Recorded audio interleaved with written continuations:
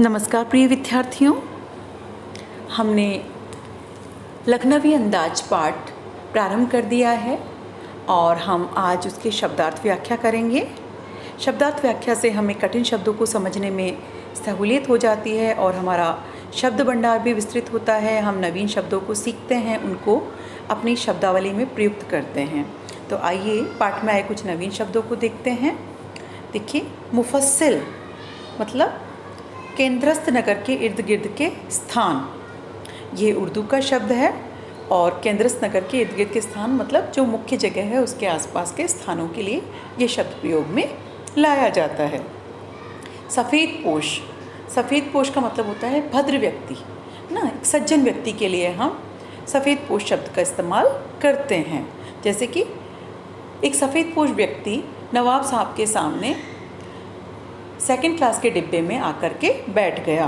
किफ़ायत, किफ़ायत का तात्पर्य होता है मितव्ययता, अर्थात समझदारी से उपयोग करना, है ना, बिना वजह खर्च न करना ना, कमी के साथ और उस चीज़ की उपयोगिता के साथ उसको उपयोग में लेना किफ़ायत होता है। जैसे उसने बड़े ही किफ़ायती तरीके से अपने धन का उपयोग किया। आदाब अर्ज, ये अभिवादन का ढंग है। जैसे हम नमस्कार करते हैं, सलाम करते हैं, ऐसे ही आदाब अर्ज। गुमान, गुमान का तात्पर्य होता है भ्रम, संदेह ना, अंग्रेजी में जिसे हम सस्पेंस कहेंगे एक तरह से, कि किसी चीज़ के गुमान में मतलब उसके झूठे भ्रम में हम रहें। जैसे कि उसे इस बात का गुमान था कि आज उसका कोई कुछ बिगाड़ नहीं सकेगा। एहतियात, एहतियात होती है सावधानी। सुरक्षा, जैसे कि उसने पूरे एहतियात के साथ खीरे की फांकों को काटा और सजा कर रखा। बुरक देना, छिड़क देना।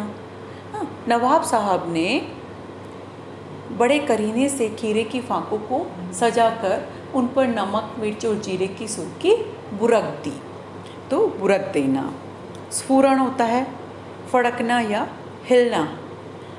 हीरे की पनियाली फांकें नवाब साहब के मुंह में स्फुरण ला रही थी, मतलब उनके मुंह में पानी आ रहा था उससे, तो इस तरह से आप स्फुरण शब्द का इस्तेमाल कर सकते हैं। प्लावित, प्लावित का मतलब होता है पानी भर जाना, बह कर के पानी भर जाना होता है प्लावित। फिर है पनियाती, पनियाती होती है रसीली। खीरे की पनियाती फांकें लेखक में भी सम्मोहन जगा रही थी, लेकिन शिष्टाचारवश लेखक ने खीरा खाने से इनकार कर दिया।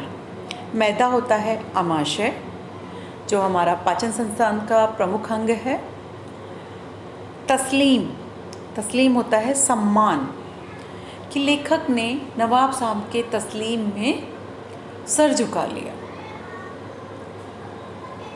फिर देखिए, सिर खम करना, सिर खम करना मतलब होता है सिर झुकाना, कि नवाब साहब के इस कृत्य को देख करके लेखक ने सिर खम कर लिया।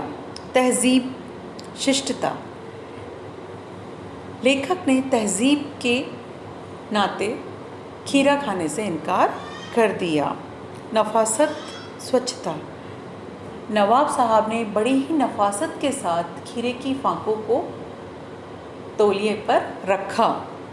नजाकत, कोमलता, जैसे हम कहते हैं कि बहुत ही नजाकत के साथ नवाब साहब ने लेखक को खीरा खाने के लिए कहा।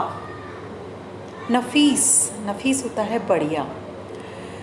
नवाब साहब बहुत ही नफीस किस्म का खीरा जो है उसको गोंद कर तैयार कर रहे थे। एब्स्ट्रैक्ट, सूक्ष्म, जिसका भौतिक अस्तित्व ना हो या अमूर्त हो, जो हमें दिखाई ना दे एक तरह से, उसको बोलते हैं एब्स्ट्रैक्ट। सकील, आसानी से न पचने वाला। बहुत से शब्द बेटा यहाँ पे उर्दू के शब्द हैं और उर्दू से हिंदी की वर्णमाला, हिंदी की जो भाषा कोश है उसमें भी शब्द समाये हुए हैं। इससे हिंदी का शब्द भंडार समृद्ध बनता है। आप भी इन नवीन शब्दों का इस्तेमाल करें और अपने शब्द भंडार को समृद्ध करें। धन्यवाद।